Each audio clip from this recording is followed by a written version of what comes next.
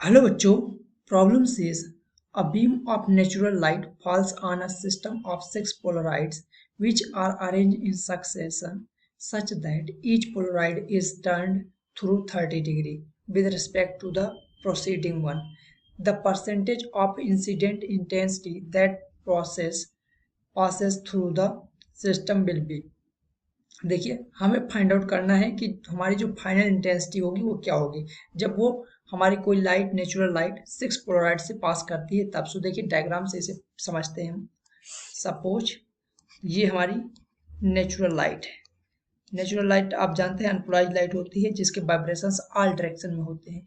अब ये आपके पोलराइजर रखे हुए हैं ऐसे, ये पोलराइजर है वन, पोलराइजर वन, इसके बाद दो रखा होगा सिक्स कितने एंगल से, इससे 30 एंगल पे, दूसरा और 30 एंगल पे ऐसे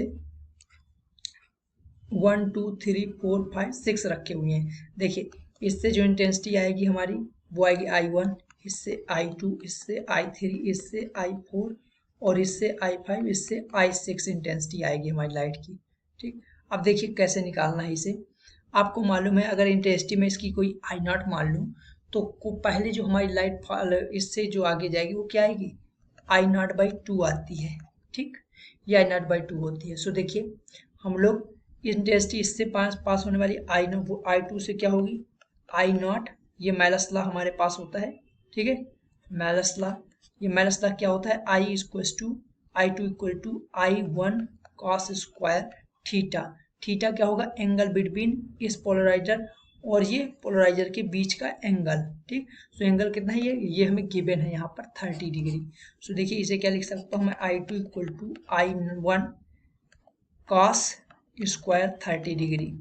I1 की वैल्यू कितनी है, I0, so I2 equal to क्या आ जाएगा, I0/2 cos स्क्वायर 30 डिग्री। ठीक, अब देखिए यहाँ से I3 की इंटेंसिटी देख लेते हैं, I2 निकालिए, I3 की वाली इंटेंसिटी देख लेते हैं। I3 की इंटेंसिटी क्या होगी, I2 cos square theta.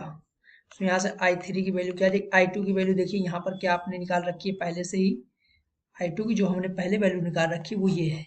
I2 की वैल्यू पुट कर दीजिए यहाँ पर। सो I0/2 cos स्क्वायर 30 इंटू इसकी भी वैल्यू कितनी है, सेम एंगल से ही ये रोटेट कर रहा है तो ये कितना हो जाएगा आपका cos स्क्वायर 30। सो यहाँ से क्या आ जाएगा रिजल्टेंट, देखिए I3=I0/2 cos square 30 of whole square. ठीक, अब देखिए यहाँ से हम निकाल लेते हैं I4 को डिफरेंट कलर से कर देता हूँ ताकि आपको क्लियर रहे।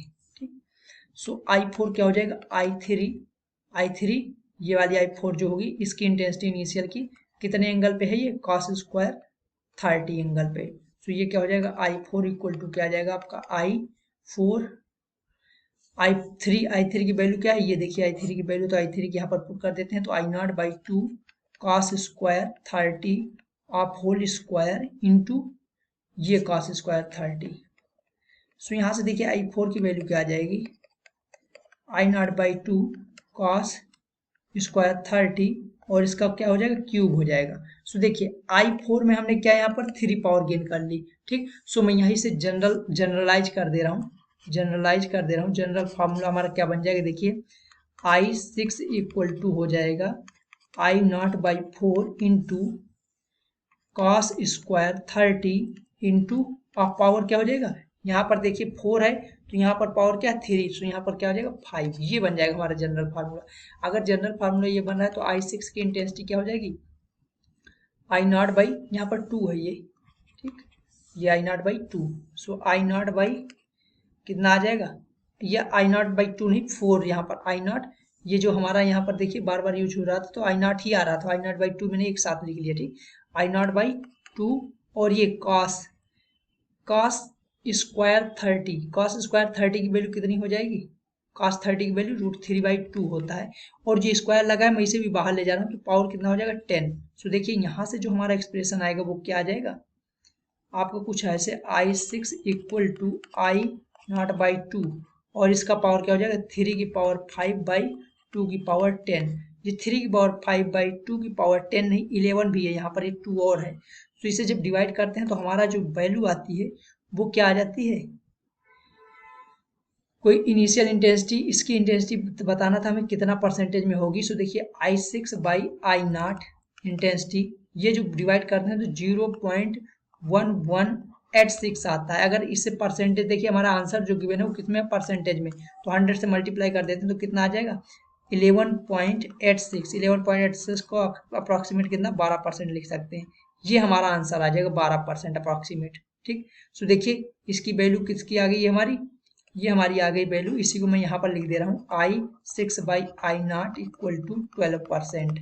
ये हमें निकालना था कि हमारे इंटेंसिटी का क्या अमाउंट बचेगा, क्या परसेंटेज रहेगा फाइनल जब हमारी इंटेंसिटी 6 से निकलेगी पोलराइजर से, तो लाइट की इंटेंसिटी कितनी हो जाएगी 12%।